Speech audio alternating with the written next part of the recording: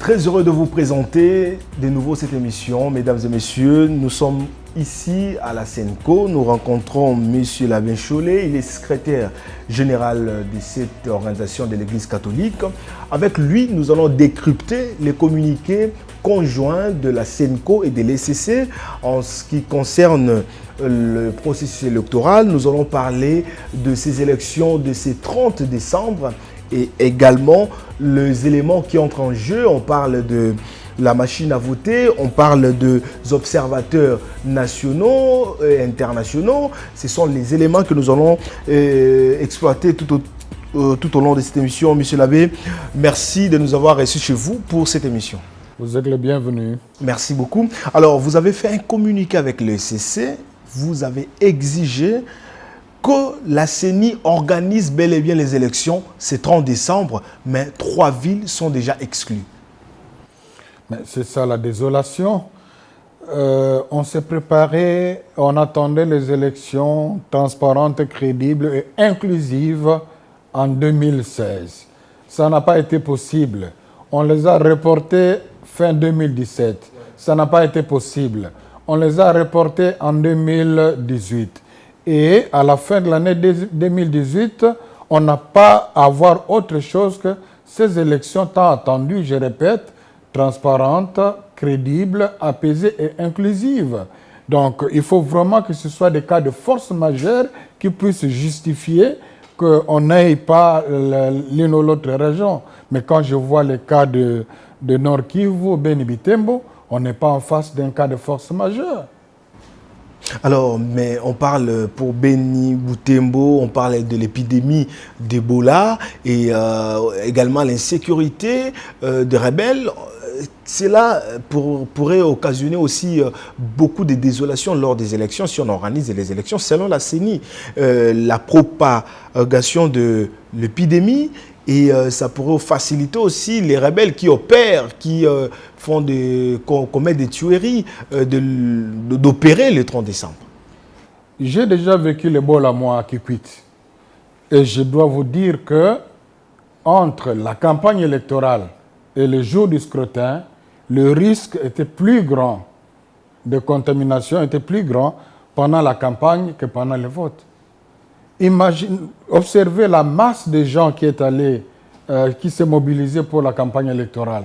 Est-ce que cela a eu un effet sur l'expansion de la maladie? On sait comment maîtriser, on sait comment gérer, on sait quelles précautions prendre. Il s'agit pour chaque bureau de vote prévoir 600 et quelques personnes. On sait quelles dispositions prendre pour éviter éventuellement. La machine ne peut pas contaminer. C'est mieux d'écouter d'abord ceux qui sont sur place là et qui aiment leur pays, qui s'aiment mieux que ceux qui ont décidé. Je vous donne la réaction de Monseigneur Sikouli, qui est l'évêque de Beni Butembo. Il dit: nous déplorons la décision très lourde de conséquences de la CENI de reporter des élections en mars 2019, accusant l'épidémie d'Ebola et d'insécurité. Sait-on en effet quel impact une telle mesure comporte sur l'expansion de l'Ebola et sur l'insécurité? Au lieu d'une mesure porteuse de haut risque, l'on s'attendrait plutôt que soient renforcées les mesures pour faciliter la tâche de ceux qui se sont engagés. Donc, on était déjà dans le processus de maîtriser la maladie. Et l'évêque, qui est sur place, qui n'est pas n'importe qui, trouve que cette décision, avec la réaction que cela a suscité, est encore plus dangereuse pour la propagation de l'Ebola, parce que les gens ont perdu contrôle, ils réagissent dans tous les sens. Il y a risque de porter atteinte même à ce qui est placé là pour maîtriser la maladie. Vous parlez d'insécurité. Mais les gens qui se sentent abandonnés à eux-mêmes, l'évêque le dit, avec plus ou moins 2000 personnes tuées sans une protection, normalement, ceux qui doivent les sécuriser, qu'est-ce qu'ils devraient faire? Démissionner, d'être dans l'incapable d'assurer les responsabilités. Maintenant, quelle est la part de l'Église catholique dans cette situation? Qu'est-ce que l'Église propose concrètement? L'Église ne veut pas autre chose que les élections qui mettrait fin à la crise. Et cette décision, visiblement, a considéré l'état d'âme des personnes touchées qui devraient en principe applaudir si c'était une décision pour leur sécurité sanitaire, mais avoir leur état d'âme, avoir leurs réactions, avoir les réactions même au niveau des autres provinces où on ne cesse de recevoir des coups de fil des gens qui expriment leur désolation. Et ça ne favorise pas les élections apaisées, ça ne favorise pas les élections inclusives. C'est simple, la CENI a décidé, et s'il se rend compte que cette décision n'était pas la bonne, pourquoi ne pas revenir sur la décision? Et parce que les machines étaient déjà là, les gens étaient déjà formés, nos observateurs sur place sont déjà formés. Donc c'est question de vouloir pour que ce soit fait. Est-ce que vous avez vérifié si réellement les machines sont déjà là et tout est prêt? Puisqu'on est en train de les retirer, je vous dis, nos observateurs sont sur le terrain. Et ils observent que toutes les machines étaient en place pour pouvoir avoir les élections. Donc, c'est-à-dire, selon le communiqué de la CENI, Beni, Boutembo, Yumbi ne vont pas décider sur le sort de prochains candidats président de la République. Ce qui est dommage. Le cas de Yumbi, ça peut encore se comprendre parce que on a incendié le bureau de la CENI. Ben, encore que on pouvait aussi trouver en 2 ou 3 jours une solution comme on a trouvé à Kinshasa. Bon, c'est déjà assez différent la situation de Beni, où franchement, ça ne se justifie pas au regard de ce que je viens de vous dire tout à l'heure. Alors, pour vous, vous pensez que ces élections, si c'est organisé le 30 décembre, ça seront des élections crédibles et apaisées?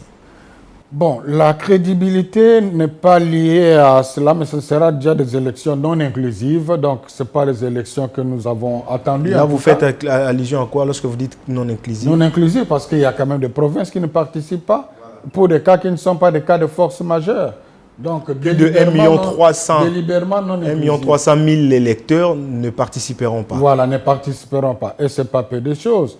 Et la crédibilité, c'est une autre paire de manches. Là, ce sont nos observateurs qui vont nous dire à la fin si c'est crédible ou pas par rapport au déroulement même de scrutin. Alors, lors de votre communiqué, vous avez invité la CENI à organiser des élections crédibles et apaisées. Pourquoi vous avez placé ces termes? Pourquoi cette motivation d'inviter la CENI à organiser des élections crédibles et apaisées? Eh bien, si vous lisez tous les messages antérieurs par rapport aux élections de 2006-2011, la CENCO a toujours appelé aux élections transparentes et crédibles. Malheureusement, jusque-là, nous n'avons pas encore eu des élections crédibles dans ces pays. Nous voulons que ce soit une première. Alors, qu'est-ce que vous allez faire si ces élections ne sont pas crédibles? Vous allez continuer à alimenter les CLC pour ces activités? Ben, écoutez, la CENCO, les évêques ont leur mission de pasteur. Les évêques disent à chacun ce qu'il doit faire. Les évêques disent aux organisateurs, au gouvernement ce qu'il doit faire, à la population ce qu'il doit faire. Alors, il faudra que chacun prenne ses responsabilités. Ses responsabilités, c'est les gouvernements qui doivent prendre ses responsabilités, c'est la CENI, c'est la population? La CENI a ses responsabilités, le gouvernement a ses responsabilités, la population a aussi ses responsabilités. Telles que pour la population? De défendre ses droits, de demeurer vigilant. Les évêques l'ont écrit clairement dans leur dernier message, qu'ils soient vigilants pour ne pas se faire voler leur vote. Est-ce que vos observateurs sont déjà sur terrain? Nos observateurs sont déjà déployés sur terrain. Ils n'attendent que le coup de sifflet pour commencer à observer. Tous les 40 000? Oui. 40 000 ou millions? Bon, maintenant, avec la situation de Beni, ils vont observer quoi? Ils ont été là, envoyés, préparés pour observer les élections, non des manifestations, des marches, des cas. Donc, ils vont convertir leur travail à une mission de monitoring par rapport à la réaction. C'est pas ce que nous avons voulu. Si ces élections ne sont pas crédibles, vous pensez aussi lancer un message, soit pour appeler, comme vous avez l'habitude d'appeler la population, à la vigilance? Après les élections, ça sera maintenant quoi? Parce que vous avez, lors de votre communiqué, vous avez parlé de la vigilance à la population. Après les élections, si ces élections ne sont pas crédibles? Je vous rappelle que je suis porte-parole des évêques. Et je ne peux pas dire ce que les évêques n'ont pas dit. Et les évêques vont apprécier, ils vous diront quoi. Et vous, votre point de vue? Mon point de vue, je ne l'ai pas donné dans les médias pour ne pas prêter de confusion. Monsieur l'abbé, aujourd'hui, l'opposition et la majorité, lors de la campagne, nous avons observé des menaces au niveau des paroles, des propos, des discours de chacun des candidats. Certains candidats étaient empêchés lors de cette campagne pour sensibiliser dans certains coins de la ville. Vous avez observé cela. En tant que leader, pasteur, vous pensez qu'après ces élections, si l'opposition gagne, le FCC va facilement accepter? Si le FCC gagne, l'opposition va facilement accepter? Je crois que c'est ça le sens du communiqué conjoint de la SENCO avec l'ECC, où nos pères spirituels ont manifesté leurs préoccupations au regard de l'intolérance politique de tous bords et par des actes de violence qui ont causé des pertes en vies humaines. Et, comme pasteurs, ils ont appelé les acteurs politiques à être plus responsables, à appeler les leurs à un comportement pacifique. Et ils ont demandé à la population de ne pas prêter oreille à ceux qui les incitent à la violence. Ah oui. Maintenant, et ils ont aussi, par rapport à votre question, demandé un fair play dans le sens que qui perd objectivement les élections, qu'il accepte sa condition et qu'il travaille dans l'opposition. Certaines opinions disent que la SENCO travaille beaucoup plus avec l'opposition. La position de la SENCO marche de pair avec l'opposition. Et si aujourd'hui l'opposition perd et le FCC gagne, la SENCO fera aussi un communiqué pour dire félicitations au candidat du FCC qui a gagné. Certainement oui. Donc franchement, notre mission sera la plus objective possible. Si le candidat de FCC gagne et que l'opposition veut nous distraire dans les revendications, on sera là pour dire en tout cas les résultats que la CENI a proclamés sont conformes à ce que nous avons observé. Si c'est le contraire aussi, et que ce n'est pas le candidat FCC qui gagne, qui l'est proclamé, nous serons là aussi pour dire en tout cas les résultats publiés par la CENI ne sont pas conformes à ce que nous avons observé. Donc, ça ne sera pas comme on a l'habitude ici, ces élections, si le pouvoir en place gagne, ces élections sont truquées. Eh bien, en tout cas, nous avons mis en place un mécanisme comme la CENI s'est engagée à faciliter l'accès des témoins, des observateurs au niveau des bureaux de vote et des centres de compilation. S'il ne le fait pas, ça portera atteinte à la crédibilité des élections et je crois qu'il le fera. Nous avons mis en place tous les mécanismes qui nous permettra de nous prononcer en toute objectivité sur la crédibilité des élections. Mais avec la machine à voter, vous aurez cette facilité de tout contrôler, de tout observer? Le système mis en place nous permettra d'abord, il n'est pas question de publier les résultats à partir de la compilation de la machine à voter. Le consensus, ce qu'on peut considérer comme consensus aujourd'hui autour de la machine à voter, c'est oui avec la machine à voter, mais comme imprimante. Tandis que les résultats qui seront pris en compte sont ceux issus du comptage manuel devant témoins et observateurs. Et on sera là pour vigiler. Mais vous ne serez pas dans tous les centres, parce que vous n'avez que 40 000. On a 40 000, il y a combien de centres de vote? Tous les centres de vote seront couverts. Bureaux, on a parlé de 80 000 bureaux. On ne sera pas dans... Les bureaux, ça signifie quoi? Un centre, ça peut être une école. Les bureaux, 2, 4, 6 salles de classe. Donc si dans chaque centre, on a déjà 2 témoins, 2 observateurs, c'est déjà suffisant pour qu'un observateur récolte le PV de 2 classes voisines, ce n'est pas un problème. Ça, et puis, nos observateurs seront aussi en collaboration avec d'autres missions d'observation qu'ils auront identifiées comme étant sérieuses pour collaborer de façon à mieux faire les choses. Je vous assure que le système mis en place nous permettra à notre mission de se défendre avec preuve en appui. Tout au début de ces processus, vous décriez l'usage de la machine à voter. Et afin, vous acceptez ces élections avec la machine à voter. Après ces élections, vous n'allez pas venir pour dire que ces machines à voter étaient à la base de toute tricherie. Ne faites pas dire à la Senco ce que la Senco n'a jamais dit à la voter. Voilà encore une preuve que la Senco n'est pas l'opposition. Sur la machine à voter, la CENI comme le FCC ont dit oui. L'opposition a d'abord dit non, et puis les gens de Cash, UDP, puis Cash, oui, avec ou sans machine à voter. La position de la Senco a toujours été le consensus.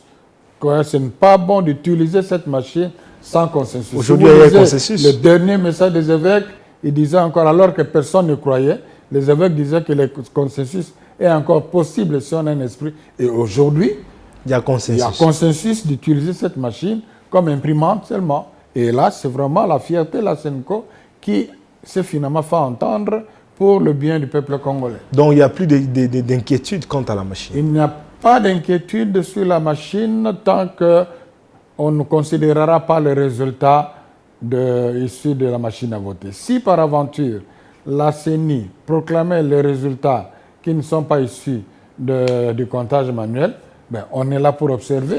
Quelle est la différence que vous observez entre les comptages manuels et celui qui se fera à travers la machine? Parce que les comptages, tous les bulletins que nous aurons dans les urnes, ce sont les bulletins qui sortiront de la machine. Non, c'est-à-dire la machine imprime, vous avez votre bulletin. C'est comme si, à partir du moment que vous avez votre bulletin en main, vous avez vérifié, c'est le nom de la personne que vous avez voté, ça devient comme les élections de 2011 et de 2018, il n'y a plus de différence. Mais oui, dans la machine à voter, ce sera le même résultat. Dans la machine à voter, on publie, pourquoi vous dites que si on publie... C'est censé être le même résultat. Mais ne perdez pas de vue que ce processus électoral se déroule sur un fond de méfiance dont il faut tenir compte. Une méfiance générale et généralisée. Étant donné qu'on peut facilement manipuler les données électroniques, étant donné que sur ces plans-là, il n'y aura pas les observateurs pour voir des serveurs, donc c'est peu rassurant dans le contexte. Donc vos observateurs ne seront pas dans la compilation de la machine à voter, soit dans les serveurs centrales pour vérifier tout ça? Non, ils ne seront pas là. Ce n'est même pas nécessaire qu'ils soient là parce qu'on n'en tiendra pas compte. Alors, chaque bureau de vote va faire son décompte manuel. On aura des résultats par bureau de vote. Et il y aura des PV, différents PV. Il y en a qui seront fixés. Et j'encourage l'observation citoyenne qui est en train d'être mise en place, encourageant les gens à ne pas être pressés de rentrer à la maison jusqu'à ce qu'on va afficher ça. Aujourd'hui, avec les téléphones, on peut bien photographier. Et puis, les différents bureaux vont transmettre les PV au centre de compilation. Là aussi, nous aurons les observateurs. Il y aura aussi des témoins qui vont assister à l'opération de la compilation. C'est seulement quand, dans un centre, il y en a 179, dans un centre de compilation, on a compté ou qu'on a un PV, que la CENI pourra donner le résultat partiel ou les tendances en disant voilà, le centre X, dans le centre X, tel a eu tel. Alors, si jamais la CENI publiait le résultat du centre Y, alors que dans ce centre de compilation, le PV n'est pas encore affiché, nous allons vite dire non, ça, ce sont des résultats issus de la machine et qui ne doivent pas être... La CENI vous a dit le nombre de machines qui sont déjà à Kinshasa, en RDC? Parce que vous êtes observateur, vous êtes aussi censé de maîtriser tout ça. Non, la CENI peut nous dire le nombre de machines oralement, est-ce que nous allons vérifier? Ce qui nous intéresse, le nombre de bureaux. Donc, nos observateurs vont identifier... Mais on ne triche pas avec les bureaux, si on peut tricher, c'est avec la machine. Mais les résultats des machines vont être envoyés... Comment ça va être inséré dans le système?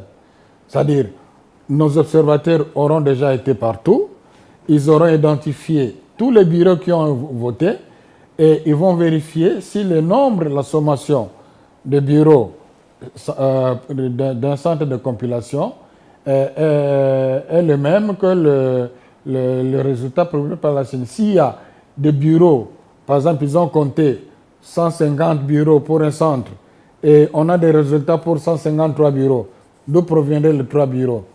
Nous allons observer.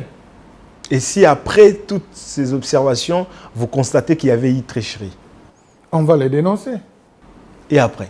Et après, on va voir la proportion de la tricherie. À ce moment-là, les évêques vont se prononcer sur la crédibilité ou pas des élections. Et nous souhaitons vraiment que ce soit des élections crédibles, transparentes, apaisées. La CENI l'a promis, je croyais que nous pouvons aussi le vivre.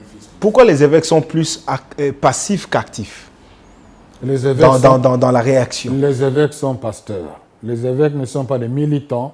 Les évêques ne sont pas des combattants. Les évêques sont des pasteurs. Mais ils ne peuvent pas prendre un point de vue bien déterminé. Nous ne sommes pas d'accord, nous exigeons ça. Oui.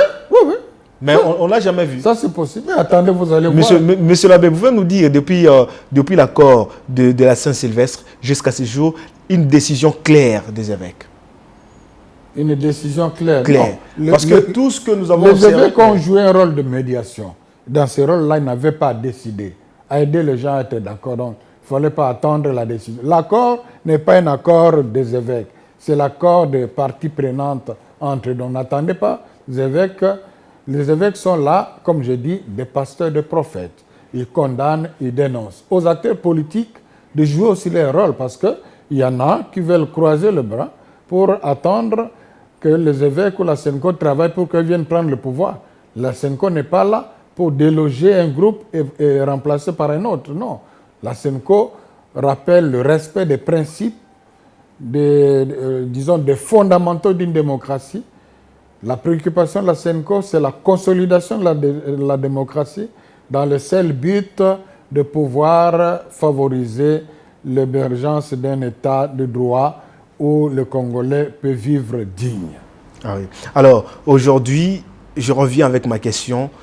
Si on publie les résultats qui ne cadrent pas avec le résultat réel, ce que les observateurs ont eu à enregistrer, donc les évêques vont s'exprimer pour demander, par exemple, la population à ne pas accepter les présidents qui sera promulgué, par exemple.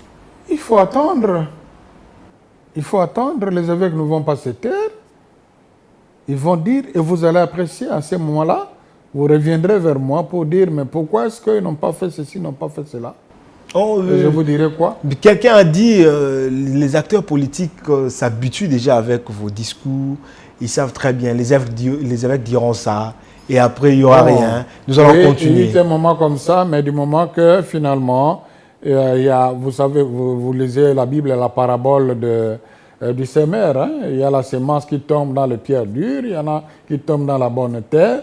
Mais je crois quand même qu'il y a une minorité, il y a une bonne terre qui commence à recevoir le message des évêques. Et comme je dis, à chacun de jouer son rôle. Et lorsqu'ils reçoivent, ils agissent également.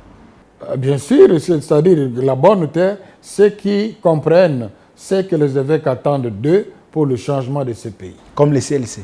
Par exemple. Vous nous confirmez que le CLC marche de pair avec vous? Le CLC s'est donné la mission de répercuter, de vivre, de répondre aux appels des évêques. Et jusque-là, ils ont marché dans ce sens-là. Il y en a qui ont mal interprété les choses dernièrement quand ils voulaient lancer une campagne contre la machine à voter. On était là pour leur dire que la SENCO est pour le consensus. Et ils ont arrêté. Voilà. Donc, toutes les marches que nous avons observées, c'est parce que la SENCO aussi coachait quelque part. Non, la SENCO a lancé un appel et la SENCO s'est rendu compte que cet appel a été reçu et la SENCO a encouragé.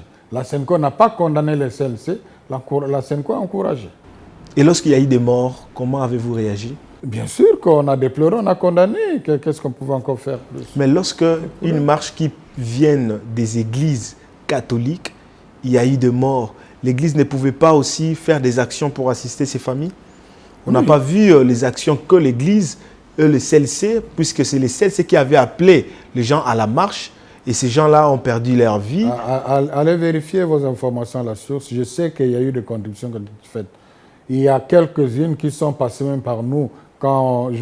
Juste un exemple, des passages au Canada, il y avait la communauté chrétienne du Canada qui a donné une contribution par le CLC justement pour soutenir ces victimes-là. Ce n'est qu'un exemple. Monsieur l'abbé Chollet, vous demandez au gouvernement de ne pas couper l'Internet et les messages, les SMS. Ce n'est pas l'abbé Chollet qui demande au gouvernement, c'est évêques. l'Église catholique et l'Église protestante, c'est un message conjoint qui demande au gouvernement de veiller au bon fonctionnement de l'Internet et des CMS, car ce sont des instruments plus qu'importants dans ce contexte ici, pour les différentes parties prenantes, la CENI, les observateurs, les témoins, les partis politiques eux-mêmes, les journalistes, et c'est la transparence. Vous avez déjà eu quelques informations qu'il y aura coupure d'Internet? On n'a pas d'informations assez précises, mais on est au 3e scrutin et on sait comment ça se passe dans le passé. J'espère que cette fois-ci, tout le monde aura fait un pas en avant. Vous pensez que le gouvernement a tort lorsqu'il coupe l'Internet? En tout cas, par rapport au processus électoral, dans le contexte actuel, ça ferait plus de mal que de bien. Parce que ça va déranger le travail des uns et des autres. Comme des observateurs? Entre autres. C'est pour cela. Mais les observateurs, peut-être, ils seront dérangés. Mais ceux-là qui utilisent des fois les réseaux sociaux pour inciter à la haine, il a voté, et puisque son candidat n'est pas proclamé vainqueur, il commence à publier de fausses informations. Mais là, le gouvernement a bonne raison de couper l'Internet. Voilà pourquoi, en même temps que le père spirituel demande au gouvernement de veiller au bon fonctionnement, au même moment, ils demandent aussi aux acteurs politiques, aux leaders politiques d'être plus responsables, d'éduquer leurs partisans, à être plus courtois vis-à-vis des autres. Parlons à présent de l'accord de la Saint-Sylvestre.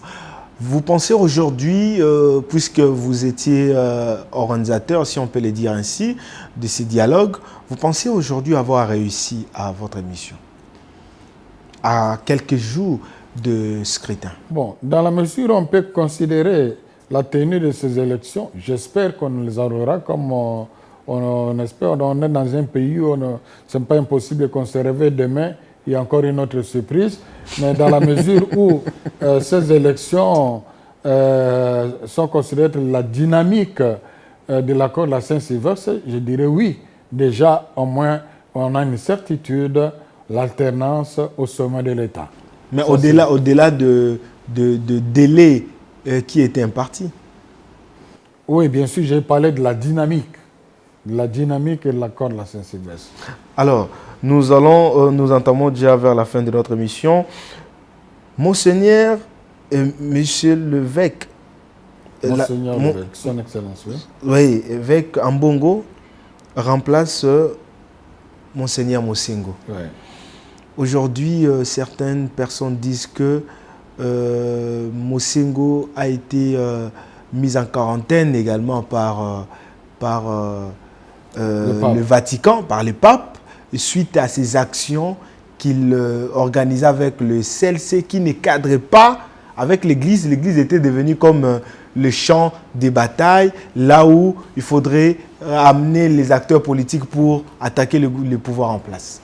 Mais vous vous trompez, normalement, ou ils se trompent ceux-là. Revisitez le fait. Le cardinal a présenté sa démission quand il avait 75 ans. Et ce n'est pas à partir de cette date-là qu'il a commencé à prendre des positions politiques. C'est le même papa qui a dit non, j'ai encore besoin de vous. Il a laissé encore presque 4 ans. Jusqu'à 79 ans, presque 80 ans. Et là, on espérait encore que les élections auraient lieu le 31 décembre. On avait encore besoin de lui.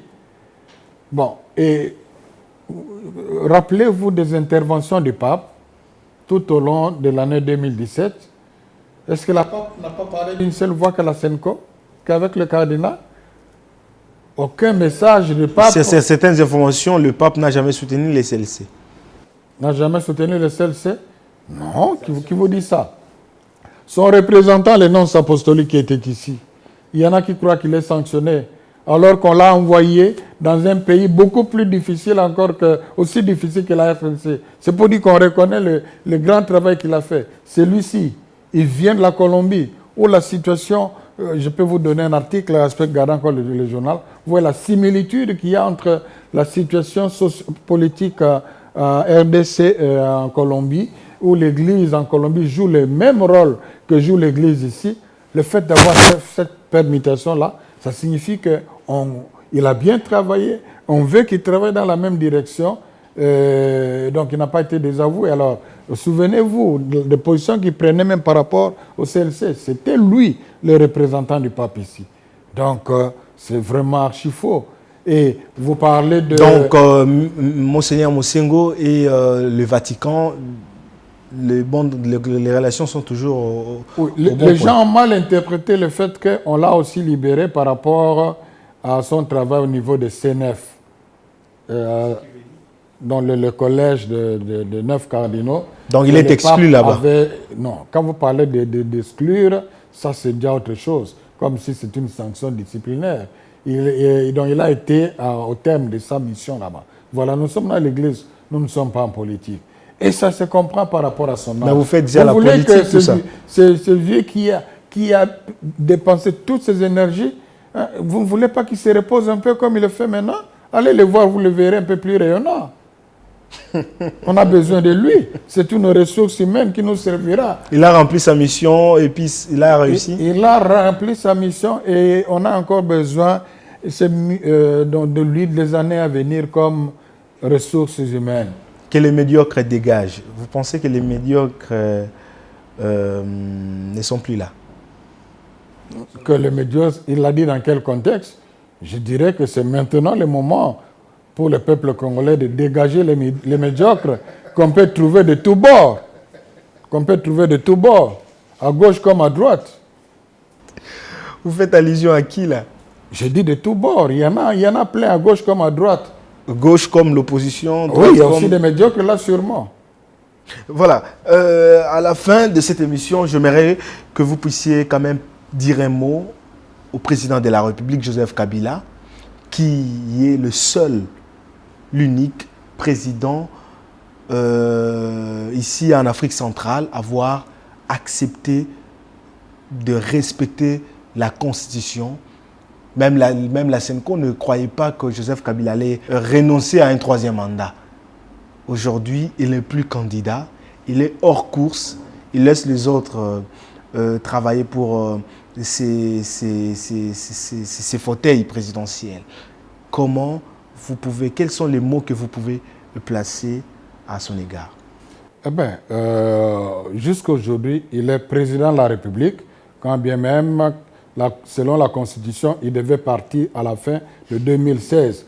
Mais les choses ont évolué de telle façon, c'est que jusqu'à aujourd'hui, c'est lui le président de la République et nous lui devons tout ce respect-là et il reste le garant de la nation en tant que tel. Ce que je peux lui recommander, c'est de peser de tout son poids, de faire de tout son mieux pour que ces élections que nous attendons se passent dans les bonnes conditions et que la passation de pouvoir se fasse dans les bonnes conditions et l'histoire retiendra qu'il aura été un grand président.